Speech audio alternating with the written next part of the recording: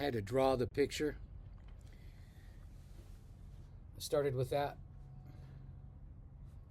eliminating things, adding things, but I think the whole basis for what I was trying to do out there was put myself in the picture.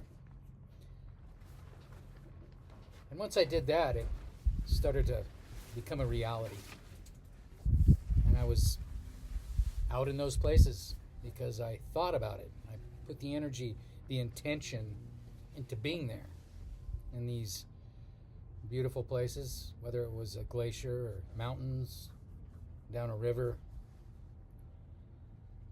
These were the places that where I made memories, and those evolved into more. I got the momentum going, but people will ask, well, how'd you get there? How'd you get out there? And not literally like, how did I get there physically, but how did I think up this thing about glaciers and taking people to glaciers, and this is how it all kind of morphed into what I did full time. How we really got to the glacier was a different story. It was usually by airplane or helicopter. We had to walk the runway, mash it down with snowshoes so we could take off if we landed in deep snow. That was mainly how we got into the glaciers. I've walked into plenty of them, but that's how we physically would get into the glacier to go climbing or just travel. But this whole idea and this whole life that I led for so long, it all came from just wanting to show people. I knew they would be impressed. The beauty of Alaska did the work for me. I just had to take people there.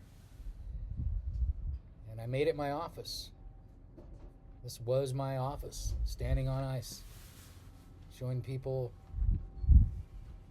what it's like to get out there and walk around and learn about how this all happened. Where did this ice come from? Anyway, it was great for me. It enabled me to get out and do the things I like to do, and to be back, with my children in the evening.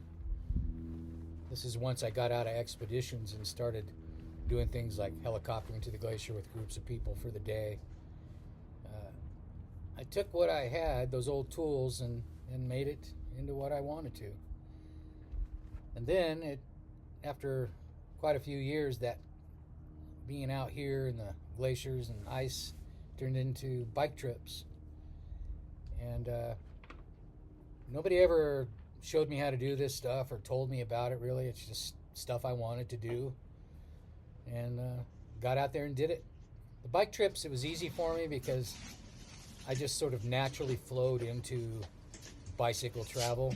I was used to living out of, bags, and living in a tent and cooking on a stove and all this kind of stuff. The same camp craft in a way, a little different, but you're out there.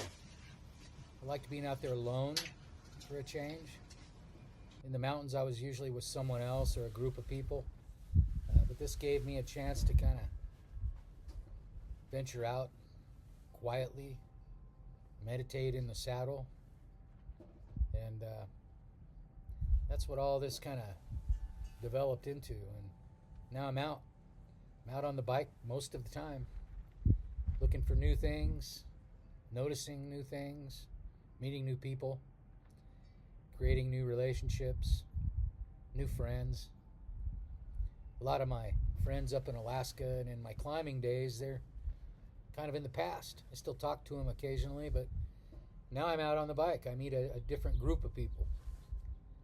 I like being out, being able to make my breakfast, my coffee, and look outside and, just see the natural world. Really enjoy it.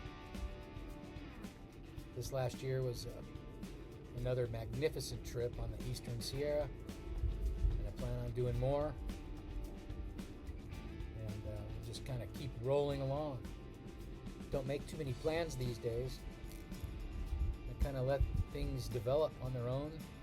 I put out the energy, the recalibrate my compass for the next adventure. I look forward to a new horizon. Thanks for watching.